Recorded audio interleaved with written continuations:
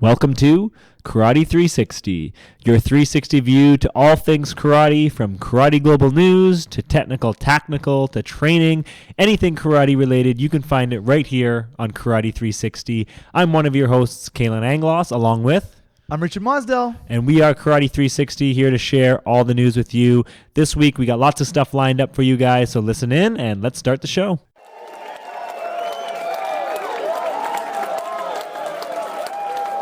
Karate 360, let's start the show. I will kick high and you will sweep low. From local to global, the thing that we love, karate. Sanrokumaru. So you're going to kick high and I'm going to sweep low, or we're all going to kick high and sweep low? We're all going to do it both. We're all going to do it all. It's going to be amazing. We're all going to kick, we're all going to sweep, and right. It's all going to happen. Actually, someone's going to kick high and miss. The other person's going to sweep low and take him over. That's usually how it happens. That's right. Yeah. Well, hello, guys. Welcome back to Karate 360. I don't even know what episode we're on. Episode 22, I think. Episodo. Iduni. 22, I believe. So thanks for listening, guys. And again, we are Karate 360. We're happy that you've tuned in to this episode. And yeah, here we go. We got a lot of stuff to talk about today. We got lots of stuff to talk about, lots of news, and hopefully you guys listened to our interview. If you haven't, go back and listen to last episode where we sat down with national team coach Craig Devlin, talked about his experience at the Paris Open, and that was a great talk. It was great having Craig in studio and just kind of picking his brain a little bit. That's right. And now, there is no normal day is a normal day. No, that's almost the motto around here. That's the motto around here. Yeah. That's right. And things are moving fast and furious. Canada Open has a logo. Yes. Canada Open has a brochure, a poster, a banner, picture zone. It's got a lot of stuff. It's got everything you need. You know what? I was doing some high jumps the other day at the gym. I was doing some box jumps. And I was thinking, you know what? This is all just training for the high kick competition. Flying sidekick competition. competition. Flying sidekick competition, That's yeah. right. I was going to take a picture and send it to you. I thought I might save that one. That's hilarious. The WKF has said June 17th it's going to have an international world, not just an international and not just a world, but an international world karate day. Yeah, that's right. At which time they will take information from around the national sport federations for karate around the world and find out what national karate day they had between March and May. Yes. I believe June 17th ties in with one of the IOC meeting dates that's related to sports to get into karate. So you're saying that on the Canada Open, it could be the Canada Open. I have suggested to Karate Canada that we have on the first day, the Saturday, June 3rd, when the recreational athletes, novice to advanced, are in there, to declare that the Canadian Karate Day, Canada Karate Day. On the June 3rd. On the June 3rd. It's great. Love it. Have you ever seen a picture of 600 people on an arena floor all doing the same kata at the same time? I probably have seen a picture, yeah. Okay. Yeah. So what I'm thinking is we invite everybody who's in a uniform, because that's the day when a lot of kids are there, Sure. and parents are there, Yeah. and they all get down onto the floor, and even if the parents are not competing, but they're in karate, they put on their uniforms, Okay. and we line up hundreds and hundreds of them, right? And then we have a big taiko drum at the front with a huge hammer, huge drumstick, and person goes don, and everybody does whoosh, does the same move. Nice. So then I was thinking, what kata can we do? If we do the Shotokan kata, the Goju people would be like, how dare you do it? What? Can't believe it. Everybody do Super Hempe. Super Emperor, right. So I thought about having the Canada Open kata. Ooh. And I've been working on it, and I'm going to get some help next week when we're at a coaching course with a whole bunch of different style coaches there. But basically, in Canada, there are 5 main styles. There's lots of other styles. Sure. There's 5 main ones, Yep. right? Masami Soroka Sensei started with Chito-ryu, Chito, Yep. before he switched to Shotokan. Then we've got Shito-ryu, Shotokan, Goju, Wado. Yep. On Soroka Sensei's biography, there's the opening move for Kankudai, I think. Okay. Where he'd like the big hand circle movement. Yeah. So I was thinking about having a series, like 5 to 6 sequences from all the 5 styles. I like that. Put together. Yeah.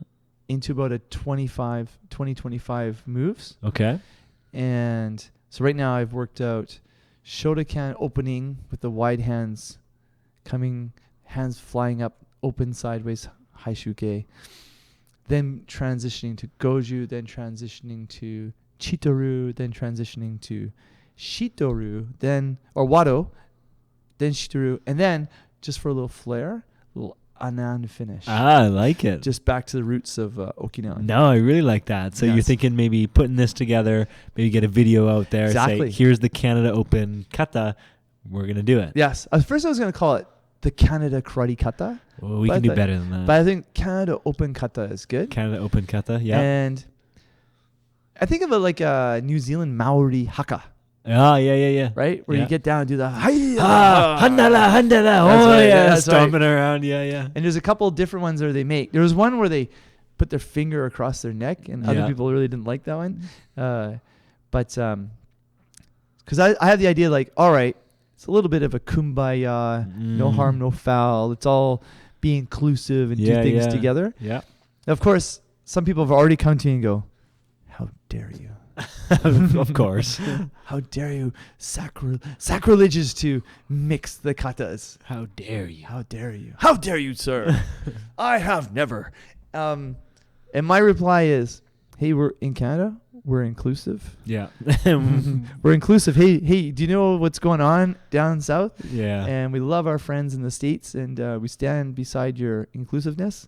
Also, do you realize we're wearing white pajamas punching the air? You do realize. Let's not take ourselves too seriously. Yeah. So I think it's cool because the only way to get to empathize and sympathize with other people is to get to know them. Absolutely. Yeah, I agree. If you were to make a bunch of friends with a group of people that at first you had some animosity to, then you have to get to know them. So I think if we do a bunch of moves from a different style, we don't have to do it exactly like that style. No. Right? Just get down and do it. Then, I think it'll be fun. The Canada Open Kata. I like it. I mean, coming up as a karate athlete, when I was just learning karate, one of the things that used to always bug me a little bit was all this segregation between all the styles. Oh, what style are you? Oh, I'm this style. And it's almost like you're against each other. So I love something to bring everybody together. Like, come on, like you said, this is 2017. Let's bring it all together here. Exactly. Integration. Yeah, nothing wrong with that. And that's, if we're all working together, that's even better. Exactly. So I'm thinking about having from our club 2 preteen teenagers, a guy and a girl, a boy and a girl, and having them wear a Canada Open badge on their gi. Okay, yeah. And then they demonstrate the kata. Love it. We videotape it, put it on the Karate BC YouTube page, blast it out everywhere across the world, and then tell everybody, practice this, because then that's going to be the demonstrate. Everybody's allowed to join the demonstration. For sure. Yeah, and I think even before at the Canada Open, we should have a little warm-up, a little, go through the Canada Open kata, and then everybody's nice and familiar with it, and then away you go. 600 people, whoever's there, let's do it. Exactly. I was thinking about phoning every club in our city and telling them, hey, can we do a rehearsal of this? Yeah. Like, we'll all meet at a gym, and we'll practice it. Sure. Like, for an hour, and just get it down and really sharp. Yeah. Because I think what people need to see is, in North America, a lot of people haven't seen 600 people do a kata. Sure. But in Japan, it's really common at a style tournament where you've got, like the Wadokai will have 2,000 people competing at a tournament. Sure. 1,500 kids, 500 adults, right? And they'll get 1,000 kids on the floor plus some adults to do the kata. That's probably where I saw the pictures from, to be honest. Is probably from Japan, and probably something that you showed me. Yep. Nothing that I've seen in any tournaments I've been to, that's for sure. So, Kalan, I was going to ask you for some advice here. All right. What do you got? When I was first thinking about this kata, I thought I would do traditional karate kata, finish with a little sports karate like kick, punch, reverse punch, come back. Okay. Like a little mix of sports karate, like a little mix of kumite at the end. I thought, just the 6 core katas. I was thinking maybe it should just be kata. Like maybe there's gonna be no like mom or a grandparent who wants to do like a spin, high kick, punch, grab. And I also had thought maybe grab the person beside you and do a takedown. Okay. But I thought, it's a little too much. A little too much. I agree. A little bit too much. I think we should just stick with the styles, with the katas. I mean, we already got enough going on with the flying sidekick competition and everything. I think if we just hammer it in, here's the kata, do it, and away we go. Exactly. I think we just stick with that. You want to hear something funny I did with the flying sidekick competition one year? Absolutely. So the Vancouver Karate Cup, we would tell them, okay, we're doing the flying sidekick competition. The first year, everyone looked at me like, what the heck is that? Mm-hmm. So then I had a bunch of the kids demonstrate it, and they're like, oh, this looks really cool. Yeah, right? Like, there's a bar. I got to get over the top of it. It's a flying sidekick, which is awesome. Let's do it. It was like the third or fourth year. I was like, okay, we're doing the flying sidekick contest. And I could see all these puzzled faces in the front. And I hadn't organized a demo to tell them how to do it. So I was like, Steve, who was like another Steve in our club in Vancouver, put it out for me in front of everybody. So we had all the kids sit down. And in my suit, taking the jacket off, kicking off my shoes, took my jacket off, popped my shoes off, stayed in my socks, racked it up to 5.5 feet. Here we go.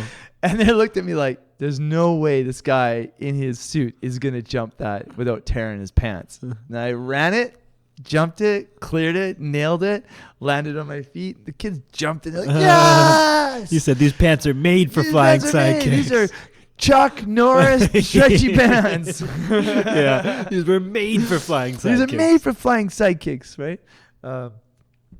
So I've been thinking about that this year. Like, we're gonna have to demonstrate it, to show them how it's done. For sure. I think we have to make a video and put it online for them to see it. Yeah. But that's one. So I was thinking, should I do it this year? We did. We were practicing flying sidekick in the club. I always say to the kids, practice really hard, listen well. Maybe we'll do a little flying sidekick at the end. And so it's been snowing here a lot recently, right? Yeah, so crazy. Yeah, crazy amount of snow. So the kids were in, just a bunch of them. So I said, okay, end of the class, try really hard. It's flying sidekick day. So we're stacking up the. It was the teens. Okay. And stacking up the kicking shields. And Owen was clearing it, Laszlo was clearing it, and everyone was clearing it. And finally, they wiped out. So like, Sensei, you got to do it. You got to do it. It was like up to my shoulder. I'm like, I can clear this. So I run, but our ceiling's slightly low. I was going to say. Yeah. I was going to say. So I jump, and literally, like, our ceiling has like that. What is it? It's like a white popcorn. Yeah. They rough up the ceiling so that you don't see if there's the reason for that is you don't see if the ceiling isn't actually perfectly straight or flat. Oh, okay. That's why they do it. So I jump, and in my periphery, I'm like, I'm about to scrape my face in a 6-foot-high ceiling here. So I go sideways, and I hit it with both feet. But then I actually clear the bags, but then I come down too soon, and I land my shoulder on the very top of it. I was thinking, I could still do this in front of everybody at the Canada Open to demonstrate it. Yeah, I really have to. I think you have to. And anybody out there who's, thinking about the flying sidekick competition, well, I hope you're training, because I am absolutely training for the flying sidekick competition. That's awesome. Yeah. That's awesome. Looking forward to it. It's going to be good. The other day I was telling kids, like, okay, what's the flying sidekick for? Like, what, deep in the past, what was it for? In the feudal Japan, and they all remember, like, kicking a samurai off a horse. I'm like, that's right. So on the red kicking stands, the ones that you can move around the dojo, I sat on the very top, pretending to hold an imaginary sword, and I can't remember who it was. Like, Henry, was it Henry? Somebody, I think it was the same night. I said, what is this for? Like, kicking someone off a horse. I said, well, show me what you mean. He ran up. He literally tried to kick me off. That sounds like something he would do. Yeah. Jumped up like, holy crap, he's kicking me off the thing. That's like, see, it really works. Yeah. Some kid recently, we did it in class, and he kicked the red kicking stand, but you have to kick and land on your feet. Like, don't keep traveling. But he kept traveling, landed on it, and was like sliding like a toboggan across the dojo. That's hilarious. That's quite cute. That's good. No, that's awesome. Speaking of training, actually, last weekend we had the final team training for the BC team before the national championships. Not the final one, but for the Vancouver end of season. For the end of season, for the Vancouver group. This coming weekend we have it for the Island group. But we had the end of season fitness testing. Dun dun dun. Dun dun dun. So, did anybody do any better? Yeah, actually, you can actually look at the results right there in front of you, actually. But it did. Gentlemen, in my hand, I have the K-Fit test battery for karate athletes. This is big stuff. All around the world, they do not have things like this. Yes. Yeah, so it was good. Everybody is always trying to improve their score on the beep test, which is the last test that they do in the day. And I think, I haven't really crunched the numbers completely yet, and we still have some athletes to get on it, but there was definitely some improvements on the averages, I think, right across the board for the beep test and for the other tests as well. So that was good to see. That means people have been training hard, and especially before a national championships, for them to be improving, that's even better. So that's good. Scores improving. Let's see. I'm just looking at some average scores here. So flexibility in centimeters. Yeah, so that's leg length, split length minus your leg length. So it takes Okay, into so if account I your see a extra leg length. 65. That means that they're positive 65, yeah. So Okay. there's 65 inches they can flex longer than their leg length. So a lot of 65, 60, 62, 69. Yeah, that's pretty good. Anything up to 70 is pretty good for karate athletes, for sure. I see in the 300-meter shuttle, a lot of people are around... Well, I see a 1 minute 22 seconds. Yep. 1 minute. There's a lot of 139s. Yes, anything under 130 is very good on the 300-meter shuttle. Brendan Wise was 122. 122, that's very good. That's very good. What I was impressed with this time around, and what I did see, is that people were definitely taking it a little bit more seriously, and then they were actually giving their all in some of the tests. I remember the first time we did it, it was the first time it was implemented to some of these athletes, and they kind of thought they would just, go through it or whatever, and it didn't mean anything. But then after we got the results and they didn't do as good as we thought they could do, we said, okay, you guys got to kind of pick it up a little bit here. And we even sent them a little bit of a training manual for them to do. And then now I think they definitely take it a little bit more seriously. That's for sure. Cool. Yeah. Actually, I had some athletes who didn't do so good on the first rounds. They were really excited and say, I've been training. I'm going to do better on this one. Like, I'm definitely going to get better on these fitness tests. So, no, it was good. We had 105 athletes, I think, in total. Wow. There must have been a lot of athletes who were on the team then. Oh, with the team members as well, though? The team members, yeah, as well. Well, the squad members. Yeah, that's right. Yeah. Squad, that's right. So there was about, I would say about almost 20 athletes who with the vertical jump, do you take into consideration how tall they already are? No, we only take into account their arm length, their reach height. Okay. So, so I guess it does. Basically, you take into account how high they can reach with their arm. Because some kids are like, they only got 15.5. Yeah, so that's 15.5. That's in inches, unfortunately, but that's inches above their reach length. Oh, so it does take into account your height as well. Okay, it does take into how high above your reach length. Yeah. Okay. Where's the beep test? The beep test might not be on that one specifically. It was on the side of one of them. The average for the beep test, I think, was level... Well, I don't know, but if I had to guess, it's probably about level 7.5 or 8, which is not too far different than the last time we did it. But there was not as many, 4s and 5s, which was good to see, and there was more 10s and 11s, which was good to see. Oh, that's good. So the beep test. Now we're talking about the standard beep test. Yep, the Leger 20-meter shuttle. Leger 20-meter shuttle, which is the standard beep test, which goes from level 1 to highest 17. Or 18? 18, yeah. 18. Yep. Of which the average, let's say, teenager should be between 10, 11, 12. Yep, I'd say 10, 11. An adult may get a little faster. Should be between probably 11 and 12. 11, 12. Yeah. The one that Steve Nash got 16 on or something. Yeah, actually, I think he got 18. I think 18? he maxed it out or whatever, yeah. Yeah. So, there's only like 10 people in the world who can get like 18. Sure. Yeah. Yeah. Yeah. Anything over 12 is very good. If you're over 12, you're doing good. If you're under 4 or under, you probably got some work to do. Yeah, you're walking almost. Yeah. So no, the good thing about the beep test is it's got a lot of there's standards everywhere you look. It is the standard aerobic field test for all sports. Hockey teams do it. They do it at NFL combines sometimes. Yes. So I mean, it's a standardized test. So there's lots of numbers to draw on. What's really cool about what we're doing is we're getting those standards now for karate athletes, which is great because whether you are just a rec athlete in the club, totally, just doing your karate thing and Yeah. eventually going through your belt tests, or you're an actual, competition karate person. yeah, You can look at these. It's all beneficial. And even for those rec athletes, it's great to see. Even if you have no aspirations to be I guess we have to say athletes. karateka. Even if you're How dare you call me an athlete? I'm a karateka.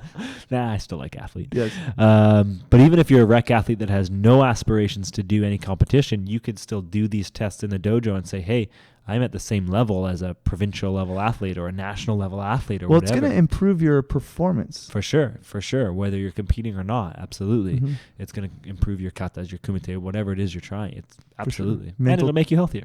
Yeah. Wow. Healthier. Yeah, which some people don't take into account all the time. Didn't you give me the 4 good things of thinking about nutrition today? That's right, I did. Yeah, Yes. yeah. The 4, we were just kind of talking about some fad diets and Yeah. things that kind of come up in the diet and nutrition world. And, like I told you, there's only really a few things that actual dietitians and people working in the nutrition field that look at, and they just want to look at to make sure your diet is balanced. So make sure you're getting a balanced diet. Balanced. Let me see if I can balanced, adequate, making sure you're getting enough, moderate, making sure you're not getting too much, and varied, making sure that you're getting the different nutrients and that kind of thing. And that's it. Those 4 things. When you do a nutritional analysis of your dietary intake, those are the first 4 things you look at. Is it balanced, moderate, adequate, and varied?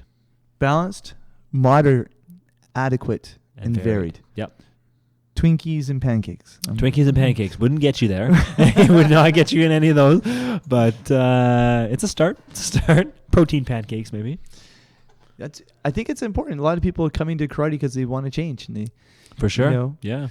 Sensei can be a little bit more, I think, like a sports coach can tell people, like, you got to eat a little healthier. You got to try a little more. Even just a 5% change. Yeah, totally. 5% change in your fitness. Yeah. 5% change in your approach to things. Yeah. I mean, 5% for most people is quite a big change. That's a big change. Yeah. All right. Well, on that note, let's get into a little bit of this week's Karate Global News.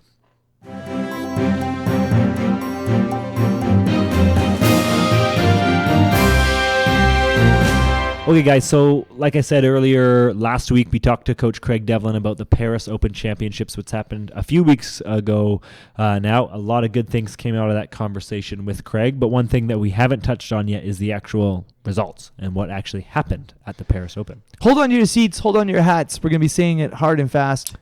What do you want to do, Kalan? Do you want to say the categories or do you want to say the result and the name with the...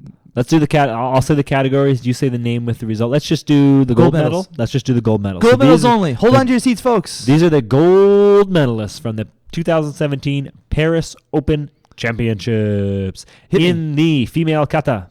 Hikari Ono, Japan. In the, let's go, female kumite, minus 50 kilograms. Miho Miyahara, Japan. And female kumite, minus 55 kilograms. Taravat Kakasar from Iran. Female kumite, minus 61 kilograms. Jovana Petrovic, Serbia. Female kumite, minus 68 kilograms. Alizi Agire, France. Female kumite, 68 plus kilograms. Natsumi Kawamura, Japan. And the female team kata champions, Italia. And moving on to the males. Male kata, the champion was Ryo Kiyuna, Japan. Who else? Hello, Ryo Kiyuna. Kiyuna. And male kumite, minus 60 kilograms. Sadrin Sayamatov, Wow. Uzbekistan. Well, that was very well done. Minus 67 kilograms male. Andreas Madera, Venezuela. Very good. Male kumite, minus 75 kilograms. Stanislav Horuna from Ukraine. And male kumite, minus 84 kilograms. Who else but? Little Araga from Japan. And the male kumite, 84 plus kilogram champion was Sayad Jadzidia from Iran. And finally, the male team kata championships was also... Hey, they're from Italia. Italia. Hey, they're from Italia. What do you mean? I noticed here is so they didn't have team kumite. I guess not. Well, yeah, I guess not. Yeah, they must not have had team kumite. Hey, at the look, one. Italy took first and second for kata. For team kata, yeah, first and second. Yeah. France got third. Third. Third. Well, it's really a club tournament. It's what they're promoting because they didn't put not put the results by country. That's right. But also Italy and France. Well, France, I guess a little bit. Well, both of them had the most athletes there, which is expected, I guess, at the Paris Open. Yes. But yeah, so those are a couple. What's wrong with France? Yeah, you got the hub of France. Yeah, we got there. You know what I mean? I gotta tell you something. A side note. When I was in side note. This is a side note. This is a side note. When I was in film school and I was graduating, and at our graduation ceremony, they had the consulate general from France there for the West Coast for Canada, and he came in. He wanted to talk. We had to watch like some sort of French film or something, and he said, "I've got to tell you something about French New Wave film. You know, this is what it's like. You enter the movie. The movie starts. There's something happening. You don't really know what. Something's happening. Something happens in the middle. Something happens in the end. You don't know what it is. If the movie finishes, that's like your life. It just finishes. It just finishes. That sounds like my You don't- day-to-day life. Exactly. Don't really know what happens, and then I just go to bed. The real ends, and you don't really know what ended is, but you just saw a snapshot of like, that's life, that's real. And then he literally took out a cigarette and started smoking it right then and there. That sounds very French. Yeah. From the consulate. That's hilarious. So there you go. That's the Paris Open gold medalists at the Paris Open Championships in Paris, obviously. And I showed a gold medal the other day to one of the kids, and he's like, "Is it real gold? Is it real? It's a real gold. Can I take this?" I was like, "Bite it and find out." Yeah, right. No kidding. Okay, so what we also wanted to do here, guys, is we wanted to take a look at one of the videos from the Paris Open Championship. Now, one of, I think, probably both of our favorite athletes is Ruta Araga from Japan. So what we wanted to do is we wanted to watch the video. He and I are close, eh? Yeah, you guys are close besties. Yeah, he probably phoned you just before you had this fight. We got a bromance. Yeah. So we wanted to watch his Kumite. This is the finals that we're looking at here, right? Yeah, the final in the -84 Paris Open between Lutar Arega and a Russian athlete. Ilya Granovesov. Okay, From Russia. From Russia. So this is for the gold medal. We will post this video on all our social media and as well as on our website so you can see it. But what we're going to do now is we are going to watch the video live. Well, not live, but we're going to watch it and we are going to commentate it for you guys. Ladies and gentlemen, welcome to the match. We're about to start the match. We're going at 1.25 speed. 1.25 speed, so that's greater than the live speed, and we are going to watch it. This is the finals between Ruta Arega and the Russian athlete whose name I cannot pronounce. And Ilya. Ruta Arega is Aka, and Ilya is Ao. Yeah, I listen to a lot of podcasts at like 1.5 speed. Yeah. I find myself talking even faster after. Wow. And they're going to look just so fast. Okay, they touch gloves, and they've started, and they're off, and they're bouncing, and they're moving. Do you notice Araga is dropping his guard? He's trying to suck the other guy in. That's the style that he likes to incorporate, Nice. and he tried to go for a little fake. Oh, he faked the kick. Oh, and Ilya came in, but he didn't quite get that Kazamizuki in. That's right. And they're still bouncing, and this must be a finals because nothing is happening. And it is a finals, ladies and gentlemen. And they are now 30 seconds in at our 1.5 speed, and no Yame has been called yet. Oh, and they're still moving. Oh, and Ruta Arega went in for a little Kazami, but it wasn't quite deep enough. Over his shoulder, did you notice how well that Ilya defended by ducking and pushing forward? That's what happens when you're in the gold medal match. Oh, and there's a big punch off. I give it to Araga on that one. Ooh. Body punch. Correct. He gets it. And they get it. 1.4. Ruta Arega Aka. Oh, and he almost got a little Chudan kick in there as well. You notice how the big karate in the background there? I see that. They're really promoting it. It's great. Okay, Ilya's going for those head punches. That's about the fourth time. I really like that. Check the front leg. Check the front leg and go in over top. That used to be one of my favorite moves. And they call Yeme. So I know that Ilya is going to try and holding category 2 penalty. Ilya is going to try and score the overhand. Oh, Luta. That was a close front lead Moashi kick. He's trying to draw him in again. His hand is low. Oh, and he tried to go in over top, and they look so much faster when you're at 1.5 speed. And the fight is half over now. They're at 1:30, and they're still bouncing. A little bit of engagement there. Nothing happening. Nothing coming. They're bouncing. Araga's in the corner. Ilya's trying to fake him out, trying to get him to move, but Araga's not having any of it. It's moving around. Move around. Oh, a nice Kazamizuki here. But he didn't quite get a good pull at the retraction there. So Araga keeps dropping that lead guard. Ilya keeps coming forward. Oh, there's a nice punch on the chin, but he didn't pull it back. Wow, I would have given him that. Yeah, I would have given that back too. Minute left in the fight here. 1-0 for the Japanese athlete Ruta Arega as they're fighting here for the gold medal match. And Ilya's glove comes off, or his foot guard comes off. That was a really nice tag on the chin. I thought that was in. He didn't sell it. Here comes. Ooh, over the top of the 1-2 by Ilya, but didn't quite get in. Oh, that's it. That was nice. That was a score for Ilya. Got a Jodan punch to the chin. He's got both of them got some flags there. I think Ilya might have scored it there for Yes. sure. We'll see what happens. He definitely here. had 2 punches to the head. Referees are determining what's going on. Taking their time. Oh, a it's video video review. review. Oh, video review, which is something that we were actually going to talk about here in just a sec. But they're reviewing whether Ilya scored the point. The review panelists are reviewing it right now. They're looking, is it good? It is good. The There's a big yes. green yes sign. Who is it? He doesn't know and who they it's don't for. really know what's going on. Maybe both of them did a video review. Yeah, they didn't know who it was for. A dual video review. It's going to go to Ilya for Russia, I think. That's my prediction. And we're still trying to decide here. Still a video review. Yeah. No for Japan. No for Japan. So Yes for Russia, no a for Japan. double video review, which I guess Yeah. is no harm in trying for Lutaraga and his coach. But Ilya gets the point, and now it is 1-1 with 40 seconds left in the gold medal match. They're bouncing around here. They're in the middle of the ring, just looking here. They're bouncing. Lutaraga still with his hand low, trying to draw that punch in. Oh, he almost There's went a lead for it. leg kick Oh, and a another punch. Chudan Good punch stuff. there.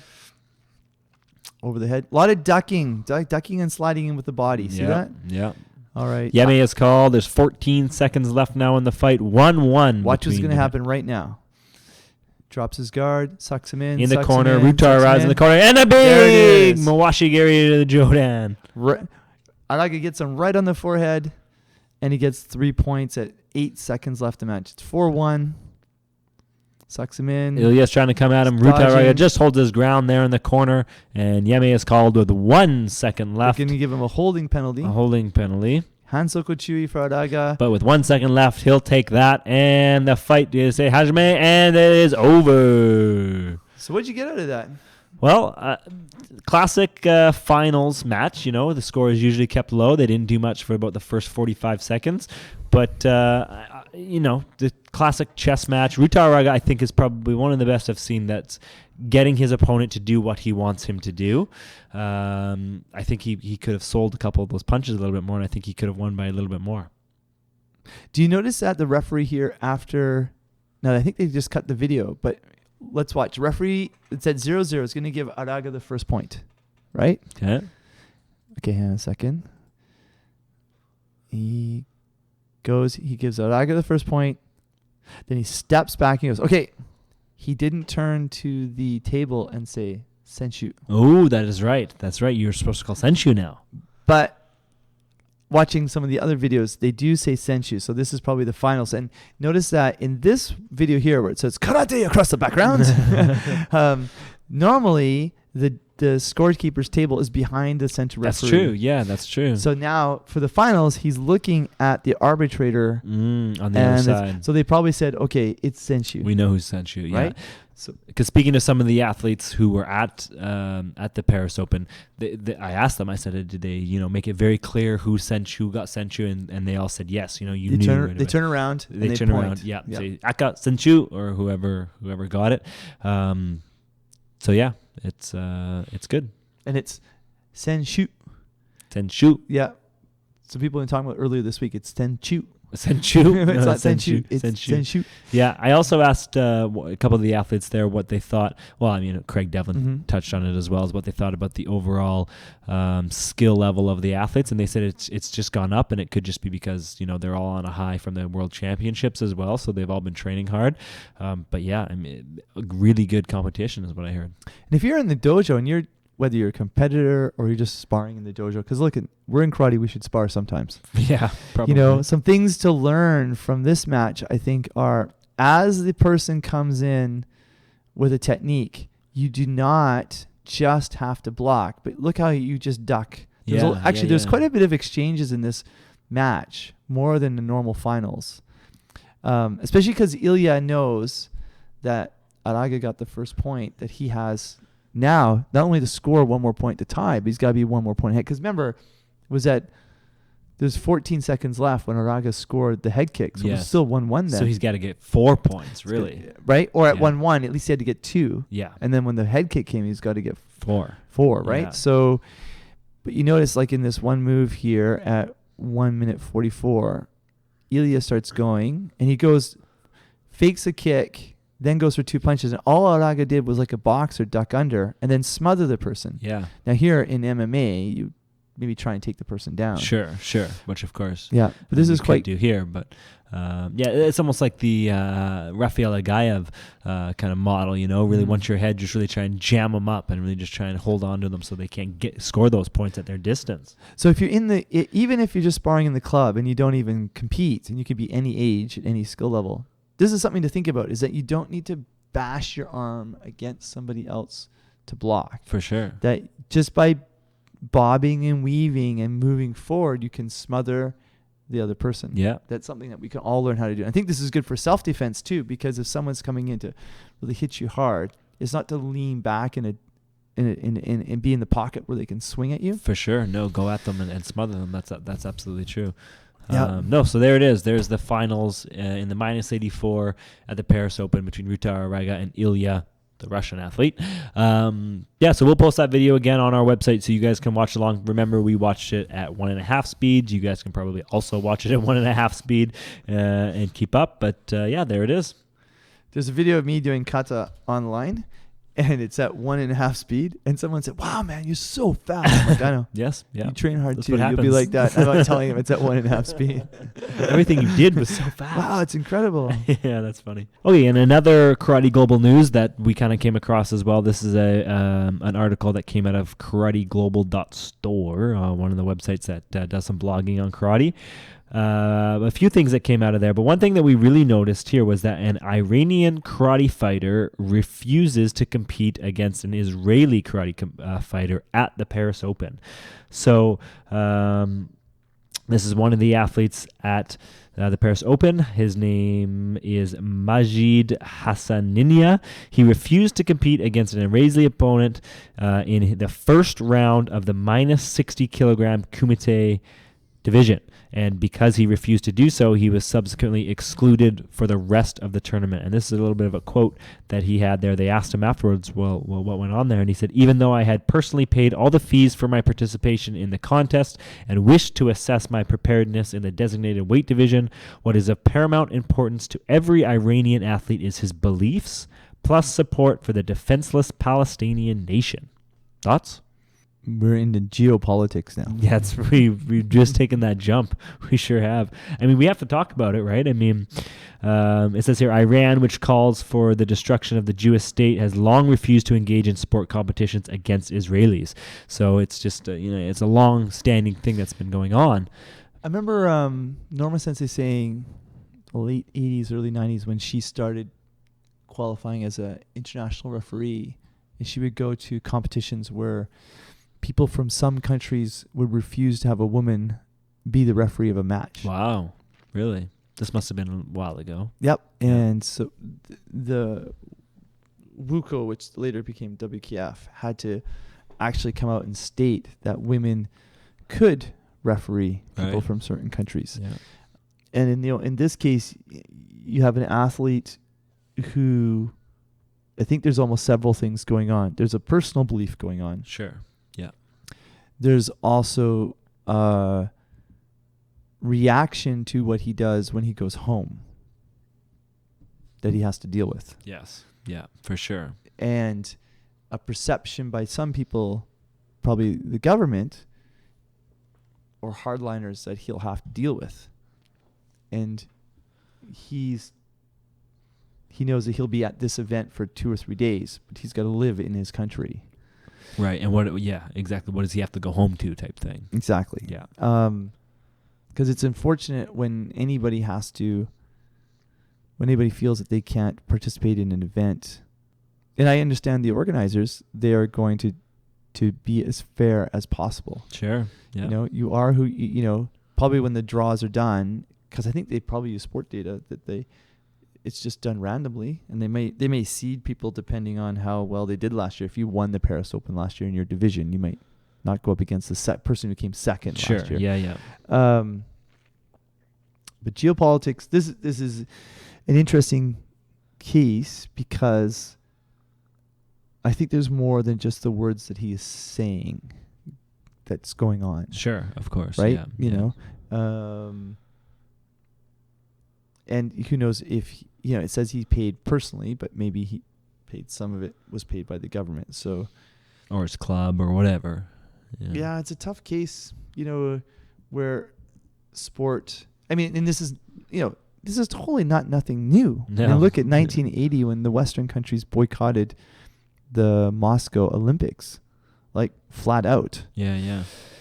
I think 1976, the Axis countries, not the Axis, the Eastern Bloc countries, during the Cold War, I believe, I recall correctly, they boycotted 1976 Olympics in Canada, Okay. in Montreal. Yeah. It wasn't until 1984 when all the countries came back. Maybe the Eastern Bloc boycotted 1984. We'd have to check. So it's tough with an athlete in this position because, they're hoping to draw a country that their country doesn't have a beef with. Sure. I mean, what would have happened if these two athletes made it to the finals? Yes. Right? Then what? Is he going to bow out of finals? I mean, Probably. But now you're losing out of a gold medal at a pretty big tournament, right? Yes. What are your thoughts? Yeah, well, I mean, it's obviously, like you said, something else going on besides what he's just saying, and I can certainly see he's going to have to answer to some people regardless. So he's just making a stand, really, and I obviously don't know anything about the religious beliefs for him or his country, but sometimes maybe making a stand isn't a bad thing. And it was only in the first round, so he drew this first. I mean, when did the draws come out as well? When did he find out that he was fighting this athlete? I'm sure it wasn't on the day of, or maybe it was, but usually the draws come out before, so he probably knew who he was going up against. I don't know, maybe a formal complaint could have been put in or something that could have avoided this. I just They think, wouldn't accept it. yeah, it's tough. They wouldn't accept it because they say all the athletes have to be fair. Sure. Otherwise, every single, a Georgia or a Ukrainian athlete's not going to fight a Russian athlete. Right. Sure. Georgia athlete's not going to fight a Russian athlete. Chinese athletes or North Korea's not going to fight a South Korean athlete if they even showed up. Sure. Once it's a slippery slope, the moment you start accepting, like, well, I'm not going to fight that country because this is not even religious, it's political. Yeah, totally. There are religious, obviously, undertones to it. So I think he just knew that for him to accept that, he would have to deal with something when he got home. For sure. So he took a choice. Especially when there's some divisions were 100 people or something. crazy amount of people. And it does say here that it was possible that maybe he feared the outcome of a similar experience that an Egyptian judoka experienced a few years ago, who lost to an Israeli athlete and then went home and was ridiculed and condemned throughout the Muslim world for losing to somebody from Israel. So he obviously knew that there would be some repercussions if he did wind up fighting and especially losing to this athlete, so he decided to bow out. So I mean, it's unfortunate. It's at a level beyond the athlete. Yeah. Cooler heads prevail. Yeah. Had he fought the Israeli athlete and won, he may be seen as a hero. Sure, but what about the Israeli athlete then, right? Probably not as much pressure on him. Yeah. So because he coming from a more democratic state. That's true. Yeah. But this shows, how sport, there are just so many layers that are happening at any one moment. For sure. I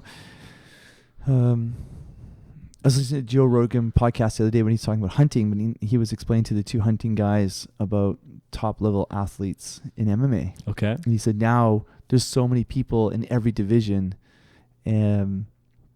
that guys are so good, they're so concentrated that you can't be off your game. For sure. You have a little bit of a cold, that could do you in. Yeah. You have a problem with your girlfriend, that could do you in. Sure. It could take you off the edge. Yeah. He was talking, I think it was about the minus 70 kilos division that was so deep that the last fight was a draw. It was so tough. At the UFC you're talking? UFC. Yeah. So that would be the welterweight 170-pound division. Yeah. So whatever that works out to be. He said it was that division is so deep with top talent, and it's so competitive that it ended in a draw. The two top athletes for the championship. Yeah. Were a draw. We're a draw. And they're so fit. Yeah. So on point. And when you think about a lot of sports, people, 100 meters. Look at the marathon. For sure. They're within minutes, sometimes in some seconds, in 100 meters, milliseconds. Yeah. Rowing too. Yeah. That there's so many other things going on. In karate, unfortunately, will be more part of this because of the Olympics. One of the nice things about karate is it's not American or Chinese or Russian. It's Japanese sort of based. There's obviously there's karate politics, but there's it's kind of cool. It's kind of there's Japan itself doesn't have a geopolitical trend anymore. Sure. Or like it's not a superpower.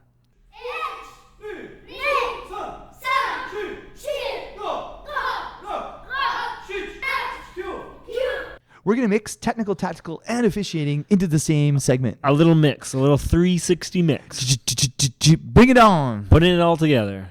What do you got for us? Hey, do you ever see a 7-year-old do a super empe? A 7-year-old do a 7-year-old do a unsu? I have absolutely seen it, and a little piece of me cringes every time. Cringes. Just like, what? Like, what's going on here? What? I was doing Pina Nidan when I was 7.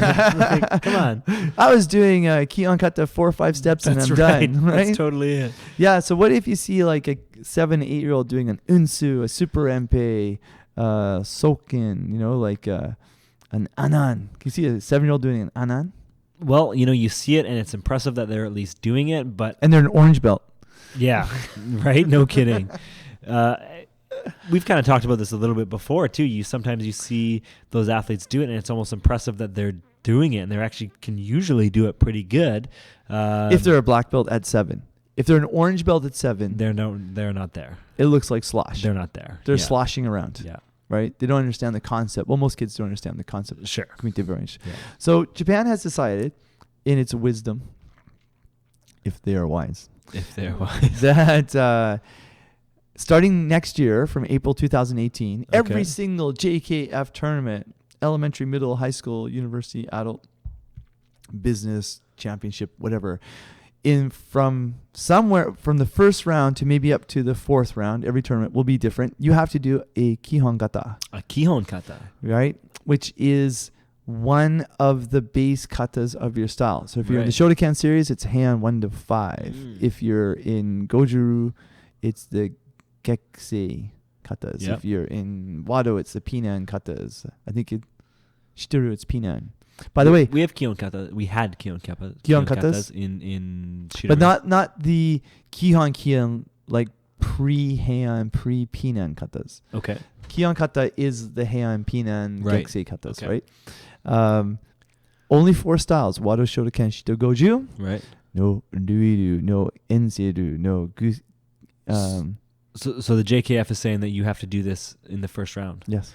It's interesting. For all levels. Fundamentals. All levels. All levels. All levels. And then at some point, at a certain round, you can do the Shite kata. And in Japan, they have 2 versions of Shite kata. Remember, WKF used to use the 8 Shite kata for first and second round, which are 2 sort of middle level the core katas for the 4 main styles. That's right. Yeah. Japan had 2 sets of them. Okay. So now they're saying, okay, at some point you can do one of the kata from one of the 2 sets. Then near the end rounds, maybe the semifinals and finals, you can do a tokui kata, which is one of your favorite, like super empe, anan, or something like that. Okay. The whole idea here is to have better fundamentals. So 8-year-olds who are orange belts are doing fundamental katas. I like it. I absolutely like the idea of getting the fundamentals down. However, I think at the more elite level or the advanced level, I mean, it's going to be probably hard to tell the difference to officiate a kihon kata between some top-level athletes. And they might make it only the first round. Right. They might make it a first round to do the kihon kata, and then after that, they go straight to shite or tokui kata. Actually, that it kind of makes sense because even in the first round, usually whoever you're matched up with in the first round, it's pretty clear who's the better kata athlete. Yeah. For the most part. Yeah, it can, and it's still a little bit different variation with styles. I kind of like the part of it. Well, there's pros and cons here. One thing I like is those katas are almost similar in length and skill. Sure. Because I like seeing a 200-meter same obstacle course. Yeah. I don't like seeing this kata is like a 400-meter obstacle course that I do to jog, but there's this other kata that's up against, which is a 1,800-meter jog to sprint obstacle course. Like a Kion kata versus Super Empe or something like that. Yeah, exactly. Like, Seinchin versus Super Empe. Super Empe is a slow building, faster, boom, obstacle. Yes. Right? Whereas Seinchin is a smooth to fast. Yeah. Smooth to fast. Yeah. And so it's apples and oranges. For sure. So this is quite interesting. I did notice that it's only the 4 styles. Right. So the Okinawan Ryuryu style, like, where you get the Paiku and Anan and stuff, not included. Their base katas are not included. Now, of course, you could do a base kata of another style and pick up that style. Yeah. So it kind of reduces the value, but then what they do in Okinawa is a little bit different to begin with. Now, how do you think this is going to affect? Because obviously the WKF isn't adopting these rules. Nope. So you're going to have the JKF athletes doing these Kion katas in the first round, and then when they come to a WKF sanctioned event, it's going to switch to a Tokuyu kata.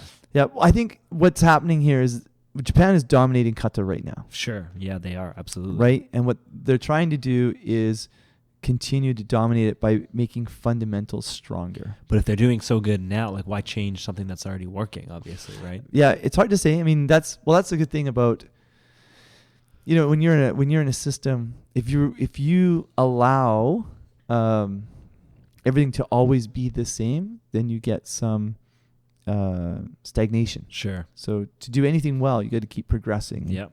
And when I was in Japan, there was a lot of bad kata as much as there was good kata, but there is more emphasis on fundamentals. Okay. So this will be quite interesting. I've put the link here so we can put it on the post. You can see the cover picture. It's all in Japanese, and I'll order the book for us to read.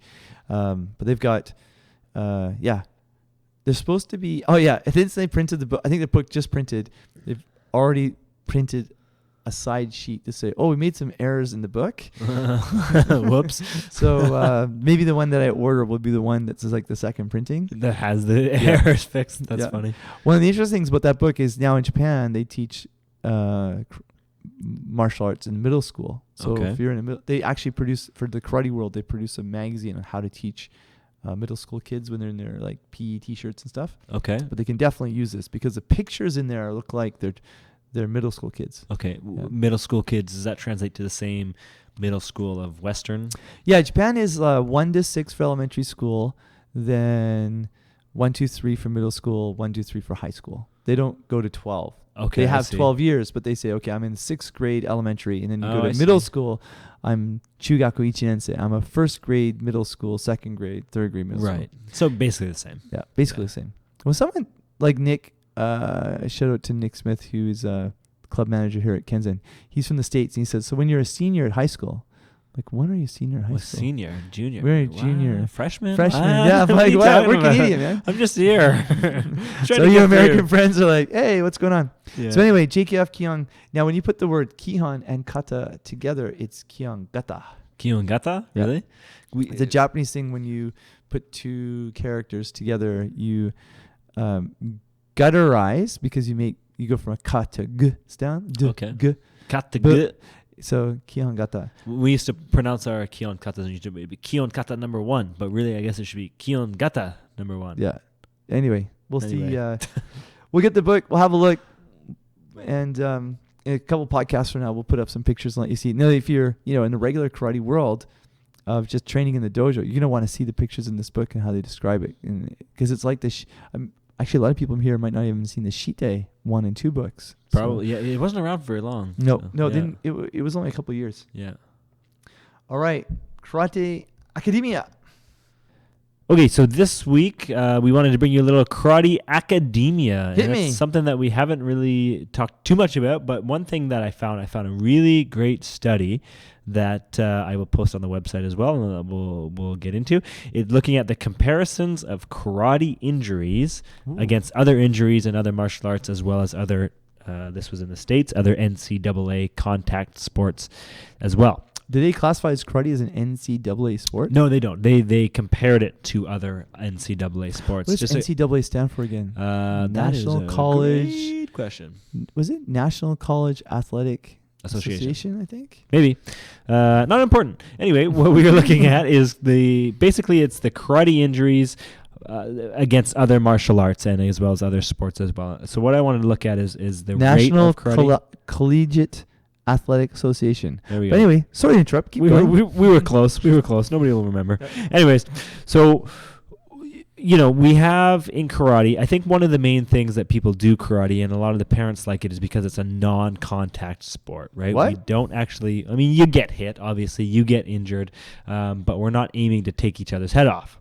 Okay. However, that being said, most risk managers or places that kind of look at karate, they classify karate as a high-risk sport, a high-risk injury sport, which is interesting.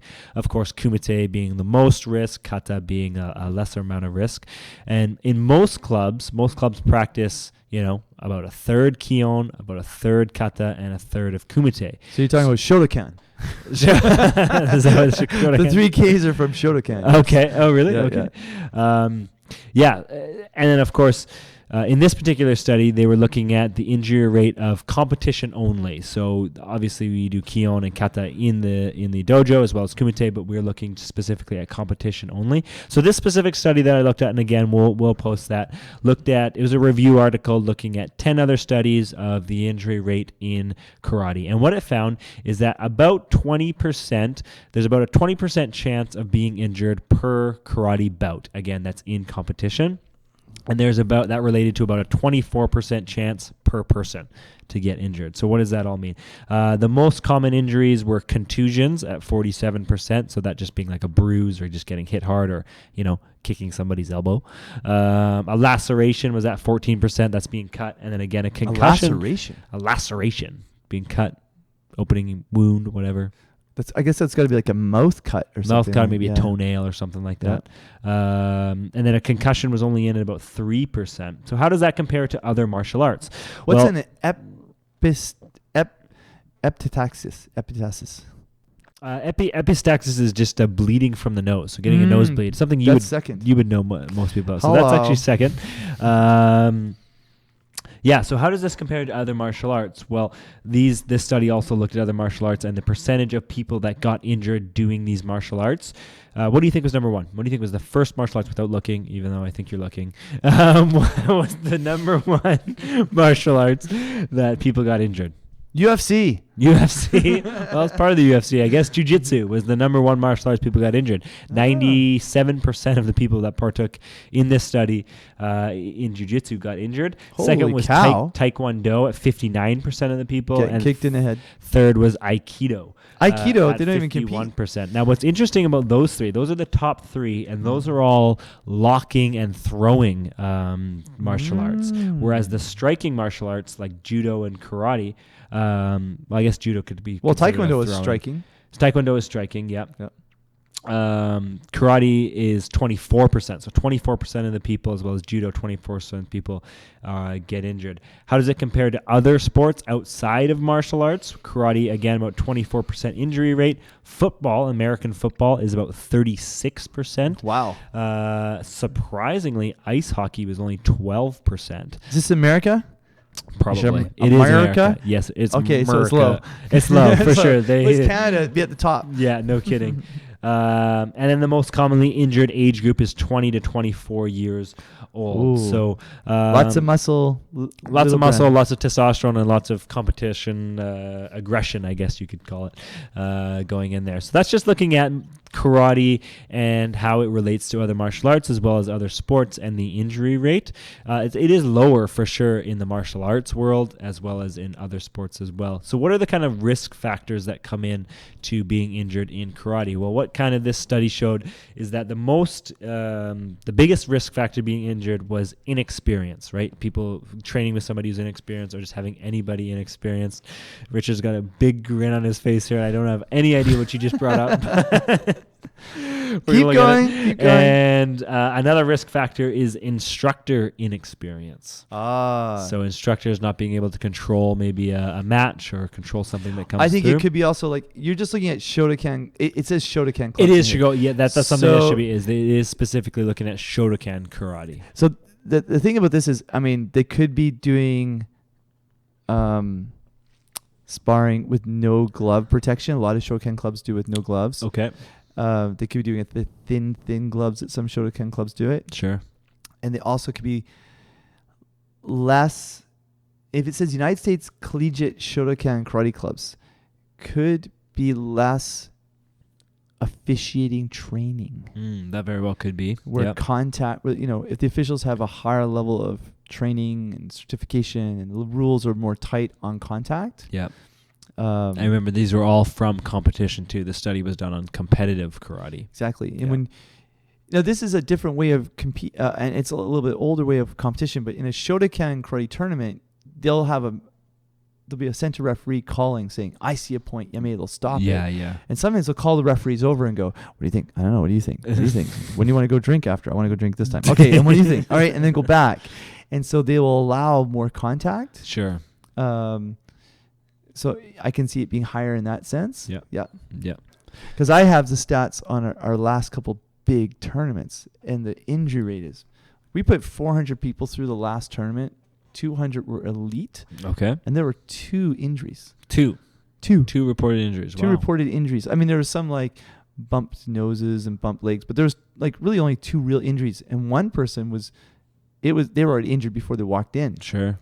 So they re-injured themselves. Yeah. So that was a really good look at it. So yeah. So again, this is a study that was just done on Shotokan karate athletes in the States. So very secluded group of people that they're looking at, but it's still interesting to see that, I guess to be expected, karate is lower in the martial arts, and compared to other sports, it's also low as well. So basically, one thing I wanted to highlight was what can be done. What can we do to kind of avoid injury? Yeah, let's talk about it. Well, it says here right at the end in number 8, one of the things they should do. There you go. So what we're going to talk about here is you can obviously do a little bit of an injury prevention program. So making sure when you're training or you're working out or whatever, there is certain things you can do to train the muscles around joints to make sure that their joints are stronger, to make sure you're building up that collagen in the joints, to make sure that you're not getting injured. Collagen in the joints. I should say collagen in the tendons and ligaments, which are part of the joints. Can you build it up? Absolutely you can. Your ligaments and tendons are made of collagen, and by working the muscles around, collagen is just basically a really, really, really dense form of muscle. So basically by working the muscles around those tendons and ligaments, it increases the collagen production in the joints. So absolutely. You heard it here first, folks. You heard it here first. Maybe not, but that's what it is. So just work the muscles that are around the joints, and your tendons and ligaments will get stronger.